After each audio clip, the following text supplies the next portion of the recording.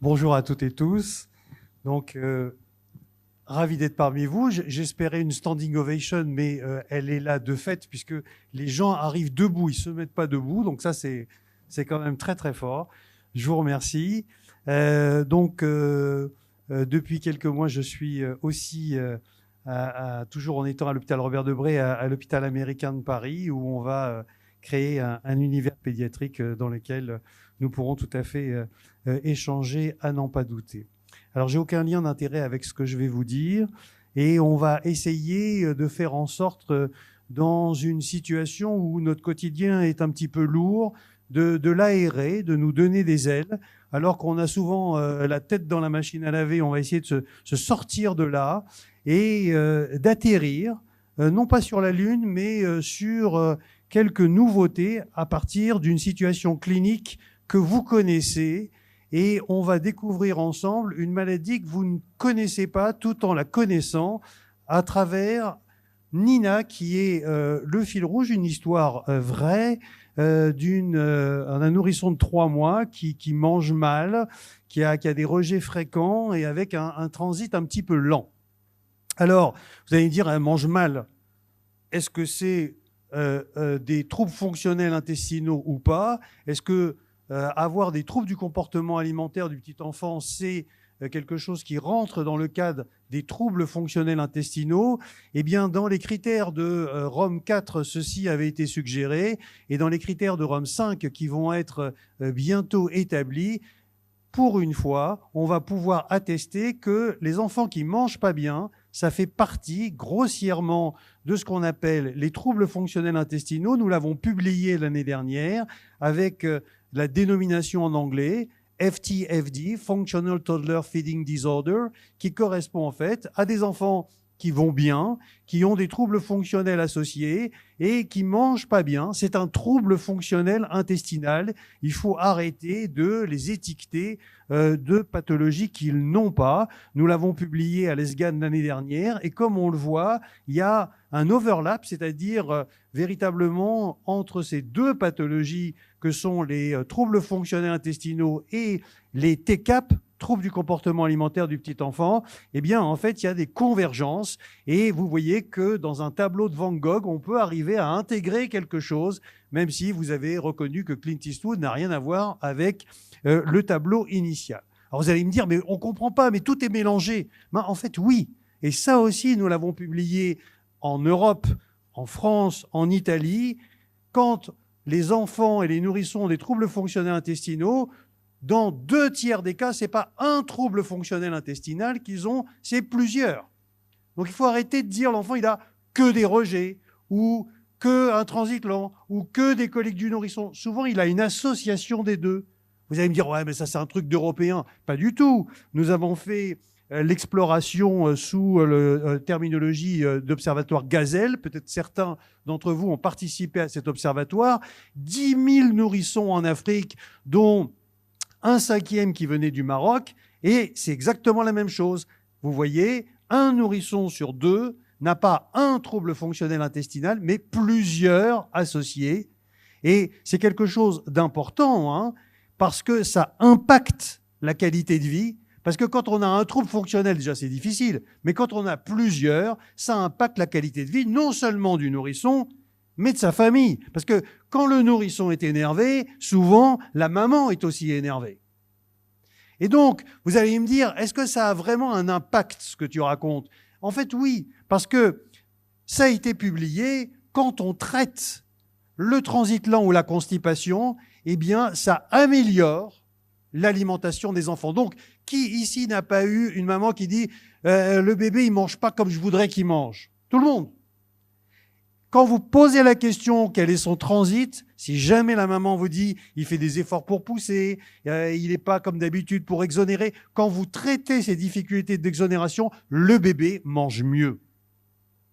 Le bébé, publication à l'appui, hein, je ne suis pas en train de vous raconter qu'une histoire personnelle, hein, mais il y a du vécu évidemment dans ce que je vous dis, publication à l'appui, quand on améliore le nombre de selles par jour, on diminue l'index de reflux par pH-métrie. Autrement dit, quand on traite l'un, ça améliore les autres. Et dans 2 tiers des cas, à la moitié des cas, ces troubles fonctionnels sont associés. Mais si on revient à Nina, qui mange mal, qui a des rejets fréquents, un transit lent, on l'a traité comme des troubles fonctionnels intestinaux associés et ça marche pas bien. Et là, je suis avec l'interne à côté, en consultation, qui me regarde et qui me dit « Tout le monde m'a dit, Marc, tu étais fort dans les troubles fonctionnels. Honnêtement, je veux pas essayer d'assombrir ton horizon, mais là, une fois que la maman est sortie, il me dit, là, honnêtement, t'as pas été puissant. Quand on me dit que je suis pas puissant, vous voyez qu'en tant qu'homme, c'est difficile à entendre ce genre de choses. Et donc, je me suis dit, et il me dit, non. Je lui dis, oui. Il me dit, c'est peut-être autre chose que des TFI. Et ça, c'est aussi une situation que vous avez, vous, en consultation, très volontiers en tête. C'est peut-être aussi quelque chose qui est d'origine allergique. Et évidemment, vous lisez la littérature, on va juste revoir ensemble ce que vous connaissez, ce qui sont établis, ce qui est écrit dans les recommandations. Dans les recommandations, il est bien spécifié, je vous l'ai mis en petit, pas pour lire, c'est juste pour vous dire que c'est écrit. Ici, vous voyez comment on traite le reflux, c'est-à-dire les régurgitations chez le nourrisson. Eh bien, on voit que très rapidement, une fois qu'on a fait les premières mesures, eh bien, il faut évoquer une possible allergie aux protéines de lait de vache.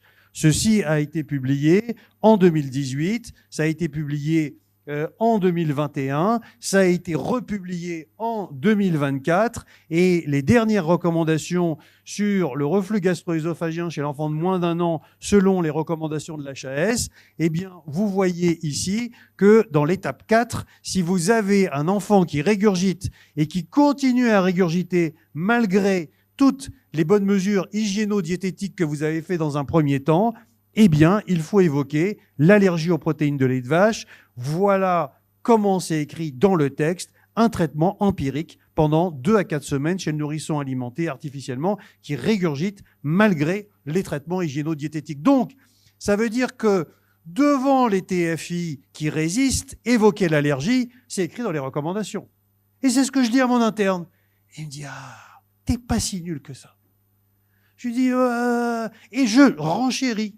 Je lui dis d'ailleurs, il n'y a pas que pour les régurgitations. Dans les constipations, et dans la constipation, c'est la même chose. C'est en 98 que pour la première fois, Iacono a publié et dit, quand vous avez un enfant qui est très constipé, qui a des petites excoriations anales, qui grossit plus ou moins bien et qui a de l'eczéma, il faut le mettre sous un hydrolysa poussé, il faut le considérer comme un allergique aux protéines de lait de vache. Et dans les dernières recommandations, ceci est à niveau conforté. J'ai pas dit qu'il fallait les mettre en premier temps, en premier lieu, mais c'est un argument de recours. Autrement dit, devant une situation aussi banale et caractéristique que vous avez toutes et tous en consultation ici, à savoir, il mange mal, il a des rejets fréquents, il a un transit lent, eh bien, on se demande si c'est l'un qui est inclus dans l'autre. Est-ce que, en fait, les troubles fonctionnels intestinaux ne sont qu'une part d'allergie? Ou peut-être que les allergiques ont tous des troubles fonctionnels intestinaux et ça correspond à une partie d'entre eux? Ou peut-être que c'est 2 entités différentes avec ce qu'on appelle un overlap, c'est-à-dire une zone où certains enfants ont un petit peu des deux. Alors, et j'en parlais avec une collègue hier, toute la médecine, toutes nos consultations sont en fait guidées par notre angle d'attaque. Et c'est sûr que quand on voit un tableau comme ça, qui est un tableau de Picasso, je l'adore. Pourquoi? Parce qu'on ne sait pas si l'enfant qui est dessiné, elle est de face, de profil ou de 3/4. Et c'est vrai qu'en fonction de l'angle dans lequel vous regardez ce tableau, eh bien, vous avez une angulation différente. Ici, Barack Obama est en train de faire un discours.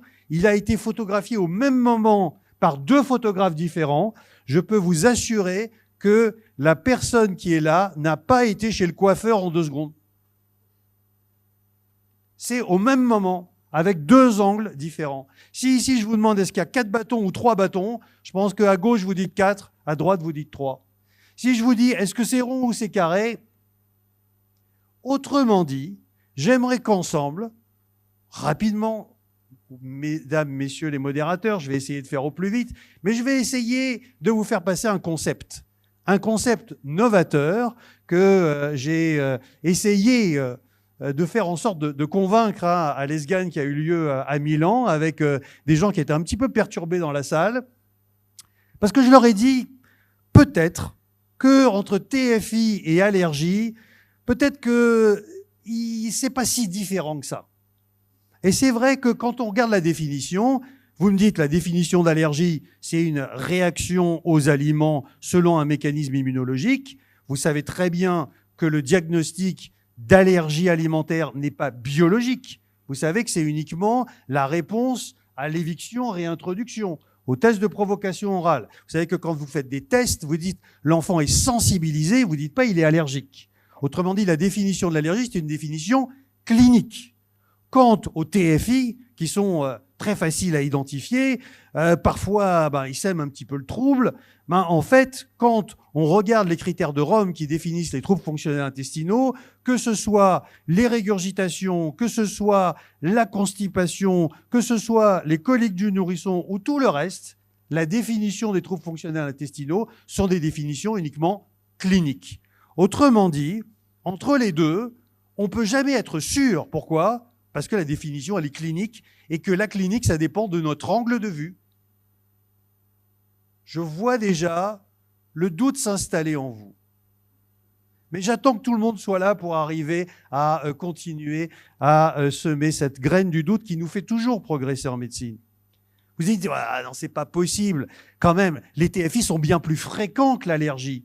En fait, on l'a publié, hein. On sait très bien que la prévalence des TFI est importante. Tout ça, c'est des choses qui sont publiées. Mais quand on demande aux parents, est-ce que vous pensez qu'il y a de l'allergie dans l'alimentation ou il y a de l'allergie dans la famille, vous voyez ici que 20% des parents disent « il est allergique à quelque chose, mon enfant ».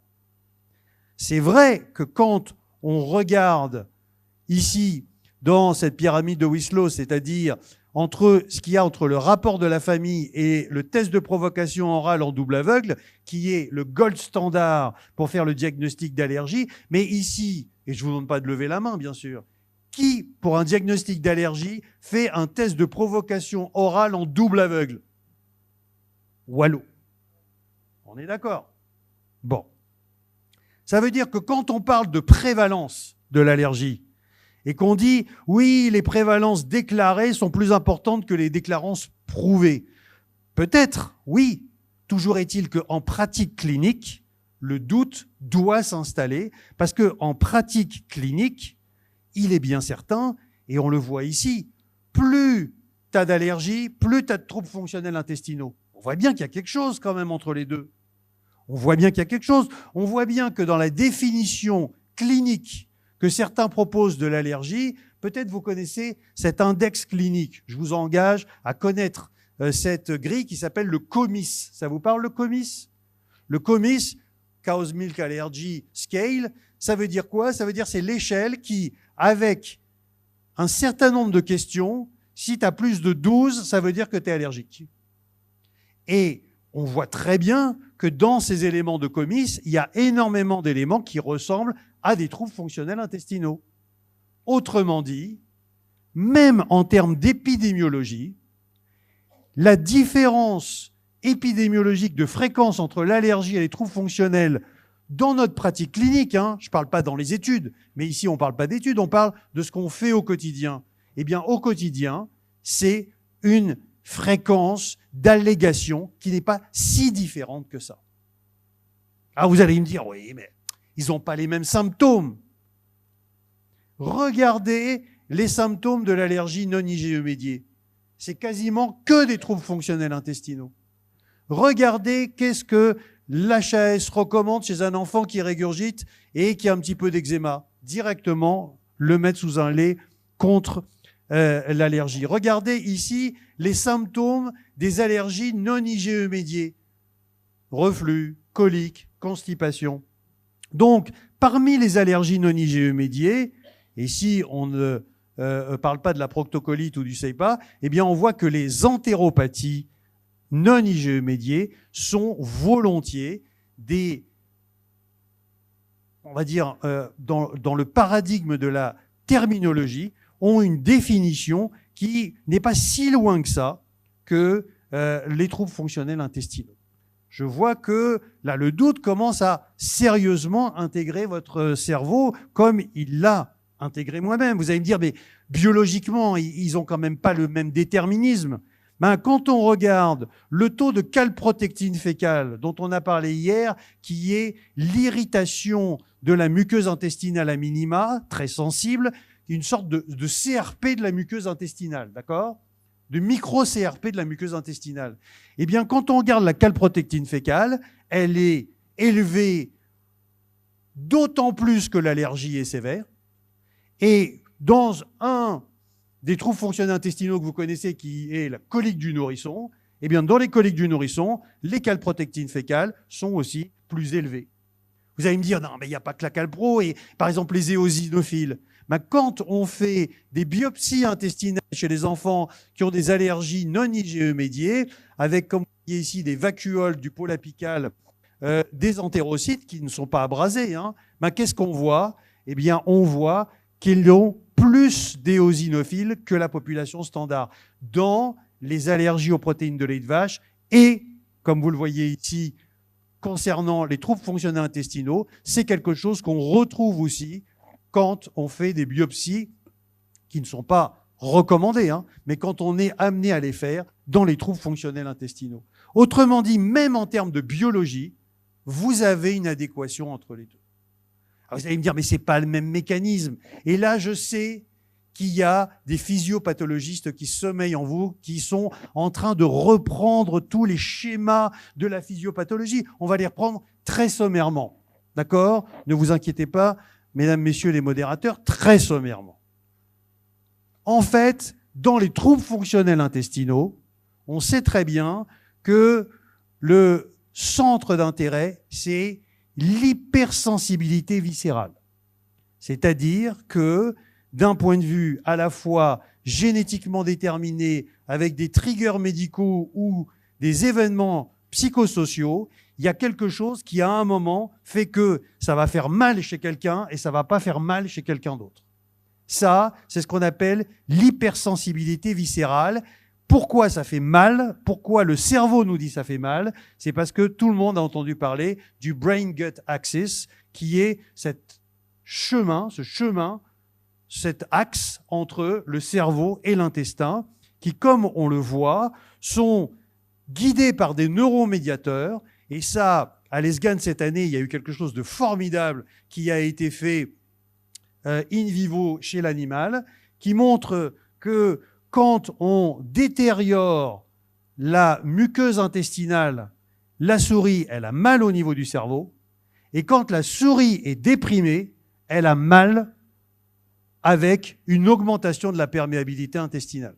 Donc on est vraiment dans quelque chose qui est lié. Pour une fois qu'on rende un peu de noblesse au tube digestif, souvent on dit le mieux c'est le cerveau, c'est le rein. Et tout le monde dit, je fais la plus belle spécialité. Et tout le monde dit, toi tu t'occupes que du vomi et des cacas. Ah là, je sens enfin des lettres de noblesse. J'intellectualise la gastro-entérologie. Alors vous allez me dire, mais c'est quoi cette hypersensibilité? C'est que l'enfant, il est sensible. C'est que l'enfant, il a une hypersensibilité, une hypersensorialité. Ça a été démontré chez les petits nourrissons. Peut-être que mon ami Patrick va en parler tout à l'heure. Mais chez ces nourrissons inconfortables, eh bien, il a été montré et démontré que quand on lui présente une odeur, qui est une odeur désagréable dès la naissance, il y a certains enfants qui ont des IRM fonctionnels au niveau du lobe occipital qui flashent, et d'autres qui ne bougent pas. Ça veut dire quoi? Vous savez toutes et tous que le lobe occipital est juste à côté du lobe de l'émotion et que le lobe occipital détermine le lobe des odeurs et de l'olfaction. Eh bien, ça veut dire quoi? Ça veut dire que les bébés ont des émotions très tôt dans la vie, quasiment au niveau de ce qu'on pourrait voir au niveau de la naissance et probablement en anténatal. Vous savez qu'il y a des acquisitions neurosensorielles en anténatal. Selon un axe de progression, Je vais vous donner le moyen mnémotechnique, comme ça au moins vous pourrez dire j'ai appris quelque chose de factuel dans cette conférence. C'est TOGAV, c'est-à-dire que le bébé au début, il a le toucher in utero, hein. Ensuite l'olfaction, ensuite le goût arrive en troisième, hein, d'accord. Ensuite l'audition et en dernier la vision. Quand le bébé naît, il ne voit pas sa mère, il sent sa mère, d'accord. Eh bien, comme vous le voyez, dans les troubles fonctionnels intestinaux, on a une physiopathologie avec cette hypersensibilité viscérale, avec ces neuromédiateurs. Je ne vais pas rentrer dans les détails, mais ces neuromédiateurs qui vont de plus en plus facilement monter au cerveau, si je puis dire, par cet axe. Pourquoi? Parce qu'on a une barrière intestinale qui est un peu poreuse, un peu, entre guillemets, dilettante. Les Anglais appellent ça « leaky gut ». D'accord? Et on sait très bien que plus il y a d'espace intercellulaire, plus il y a de pénétrance transépithéliale et plus il va y avoir de symptomatologie. Ça, c'est ce qu'on voit dans les troubles fonctionnels intestinaux. C'est des choses qui sont écrites et je ne fais que copier cette remarquable revue qui dit, en fait, les TFI, c'est une sorte de quadrature du cercle. Vous savez, le cercle, hein, il y a des gens comme ça qui naissent normalement, puis il y a des gens qui naissent avec une triple circulaire du cordon. C'est pour vous dire l'importance du cercle qu'on peut avoir. Eh bien, vous voyez ici, microbiote, perméabilité, immunité, inflammation. Eh bien, ce que je vous dis, c'est que dans l'allergie, la physiopathologie est à l'identique.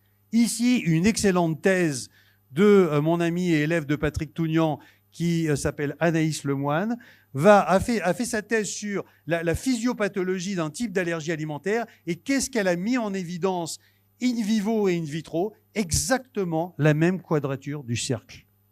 Ce que je suis en train de vous dire, là, tranquillement, alors que vous pensiez assister à encore une célébration de cas cliniques un petit peu cocasse, eh bien, ce que je suis en train de vous dire, c'est que la physiopathologie des troubles fonctionnels intestinaux et de l'allergie en général, de l'allergie alimentaire en particulier, est la même. Je vous l'ai mis en anglais pour que ça fasse plus classe. Alors vous allez me dire, oui, mais ça évolue pas pareil. Mais bien sûr que si. On sait très bien que dans les TFI, ça s'améliore avec le temps, que ce soit les régurgitations, que ce soit les coliques, mais on sait très bien qu'avec le temps, elles s'associent entre eux et que celui qui a des TFI petits, il va avoir des TFI plus grands. Et que, au niveau de l'allergie, tout le monde connaît la marche atopique. Tout le monde. Ce que vous connaissez peut-être pas, c'est que quand on est allergique petit, on fait plus de troubles fonctionnels intestinaux plus grands. Regardez. J'ai fait la littérature pour vous. Non, j'ai travaillé avant de venir. Et maintenant, dans la marche atopique, il n'y a plus que le rhume des foins, l'asthme, etc. Vous voyez qu'il y a les troubles fonctionnels intestinaux qui apparaissent. Donc, ce que je suis en train de vous dire, c'est que même dans l'évolution, il y a plus que des similitudes entre ces deux entités qu'on a tendance un petit peu à séparer.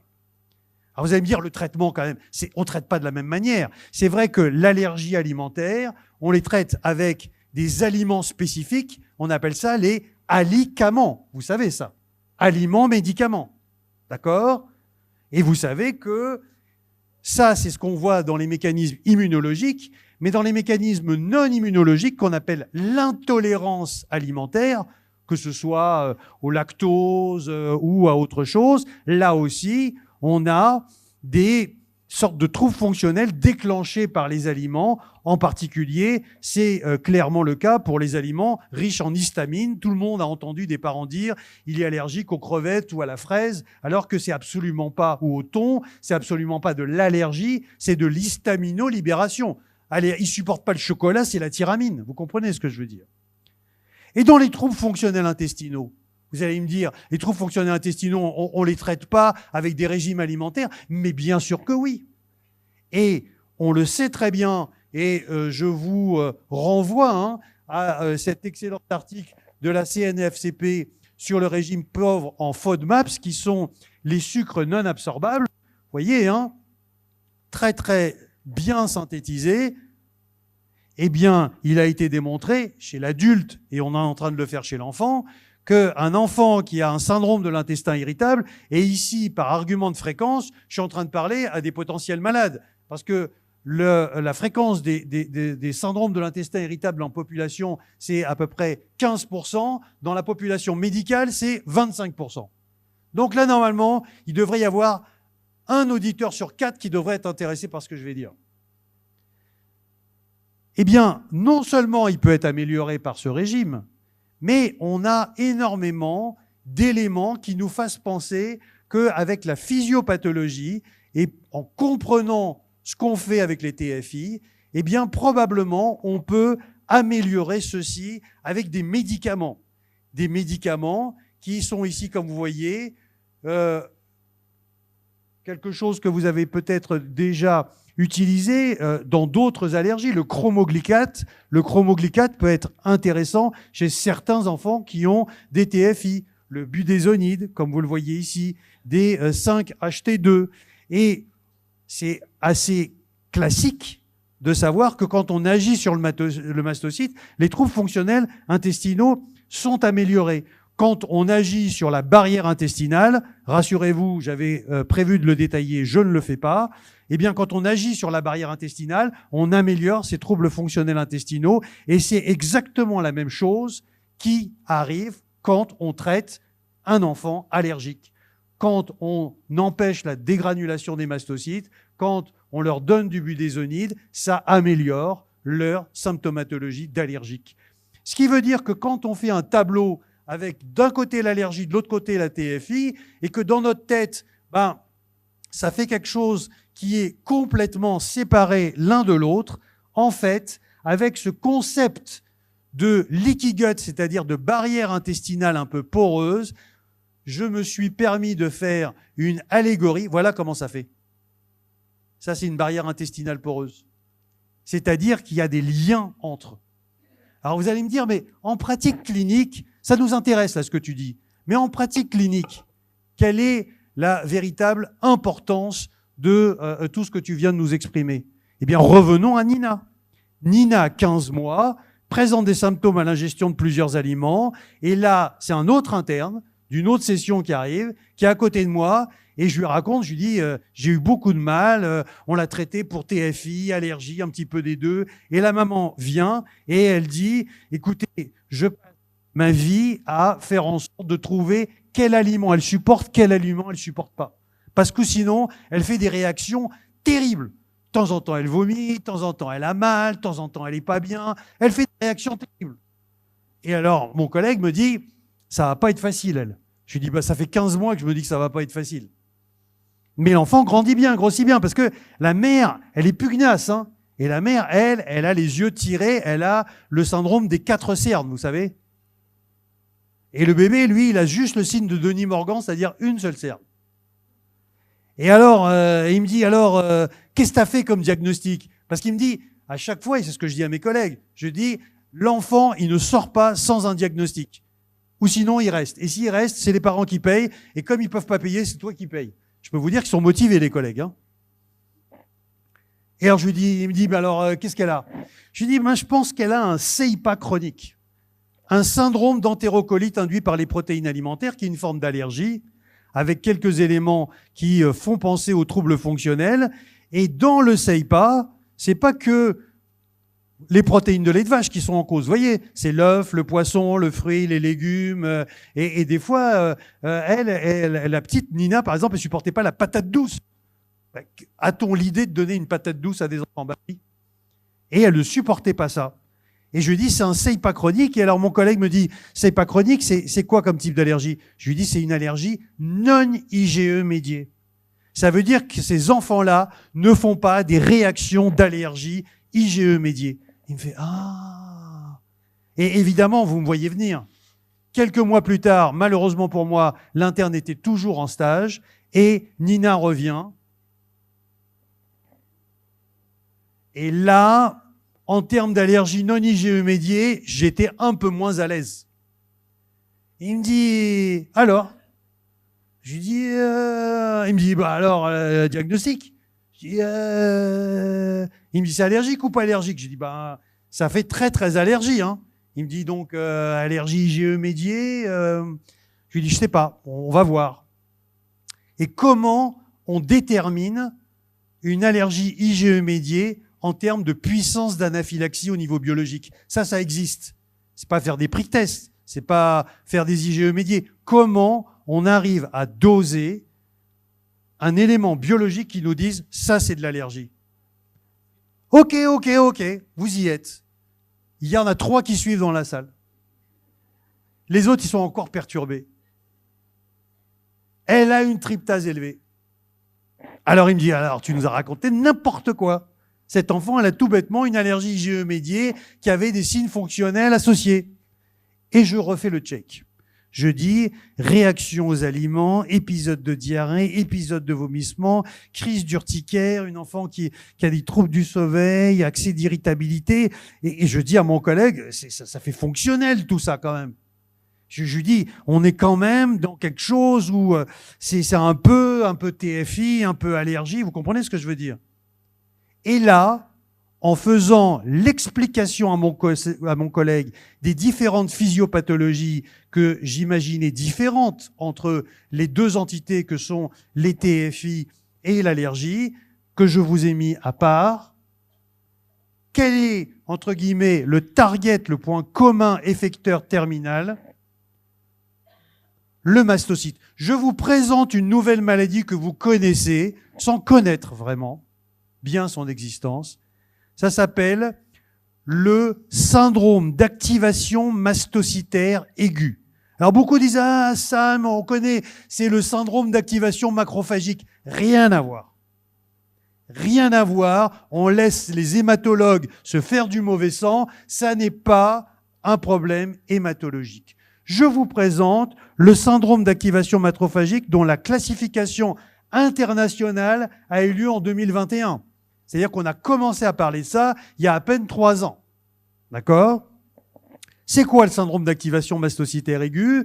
C'est des enfants qui font des réactions alimentaires avec manifestations digestives et cutanées, avec des signes qui sont évocateurs sans allergie véritablement retrouvée, avec, pour la grande partie d'entre eux, une anaphylaxie idiopathique récurrente. Il y a en France un centre de maladies rares que je vous montre ici, le CEREMAST, qui justement s'occupe des maladies mastocytaires. Et comme vous le voyez, ils expliquent quand suspecter un SAMA, réaction alimentaire multiple avec manifestations digestives et cutanées, sans allergène identifié, avec un retentissement important sur le sommeil et une fatigue chronique. Vous connaissez, vous avez vu des enfants comme ça. Des enfants qui avaient des symptômes chroniques à la fois cutanés, digestifs, sans que vous puissiez dire c'est une allergie IgE médiée ou non IgE médiée. Des enfants qui avaient parfois des réactions anaphylactiques idiopathiques. Vous en avez vu. Mais par contre, vous n'avez pas eu en période de poussée l'idée de doser la tryptase. Et si vous dosez la tryptase, puisque ça fait partie des éléments diagnostiques, et que la tryptase est supérieure à 11, c'est un SAMA. C'est un SAMA, et c'est ce que j'ai dit, c'est un SAMA. Et mon collègue me dit, t'es fort, tu fais des diagnostics de maladies que tu connais pas. C'était le cas. C'est-à-dire que j'ai, par d'écoulement physiopathologique, dit ça peut être que ce truc-là, et j'ai regardé la littérature, et comme disait mon maître, tout a été écrit, mais tout n'a pas été lu, et j'ai découvert à cette occasion cette pathologie dont je n'avais pas connaissance en pédiatrie, parce que chez l'adulte, ils connaissent mieux les maladies mastocytaires, parce que ça peut donner des maladies qui sont un petit peu plus sévères. Que ne fut pas ma surprise quand la même enfant arrive une année plus tard avec un autre interne, où je me gausse et je dis c'est un SAMA classique, qui est une sorte d'allégorie entre à la fois des TFI et de l'allergie. Et pourquoi elle vient me voir, la petite, alors que je suis gastro-entérologue? Parce qu'elle a des douleurs des chevilles et en plus, elle est très très fatiguée et surtout, elle a été vue à l'école comme faisant un petit peu comme à la foire du trône, c'est-à-dire à la foire des choses spéciales. Elle n'arrête pas de faire des démonstrations à ses copines parce qu'elle peut plier les jointures très facilement. Ici, peut-être certains d'entre vous ont la facilité de complètement plier ces jointures. Moi, je n'arrive pas, raide comme je suis, à toucher le sol avec mes mains, les jambes tendues. Alors j'ai dit, mais c'est quoi cette histoire-là? Comme disait mon maître, tout a été écrit. Il y a des associations entre le SAMA, ces syndromes d'hypermobilité, et les POTS. C'est quoi les POTS? C'est des enfants qui font des tachycardies sans hypotension orthostatique au changement de position.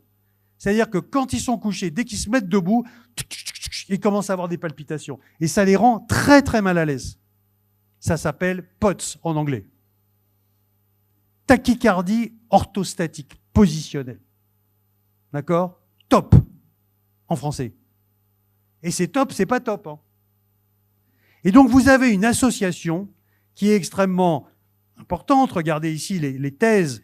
Le premier regroupement des SAMA pédiatriques en France a été fait à Grenoble en 2019. Vous voyez ici, en fait, c'est une sorte des enfants qui ont à la fois des nausées, des douleurs, un peu de céphalée, des troubles du sommeil.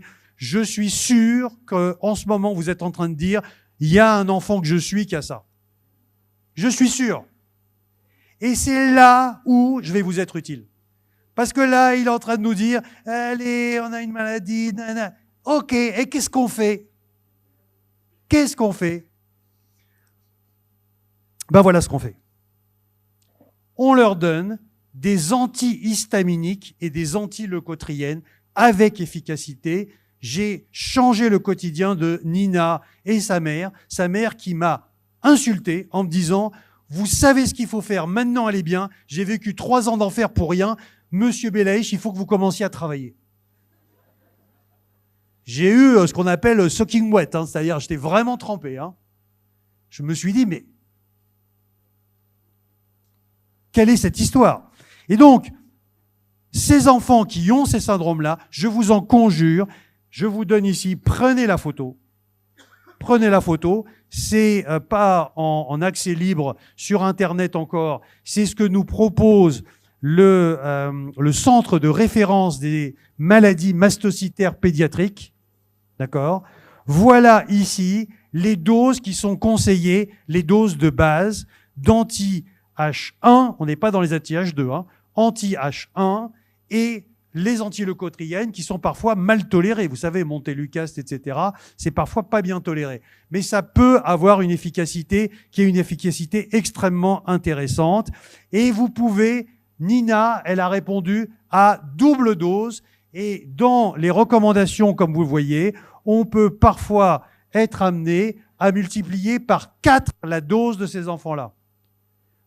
Vous avez ces médicaments, mettez ces médicaments en route, ça va changer le quotidien de vos enfants.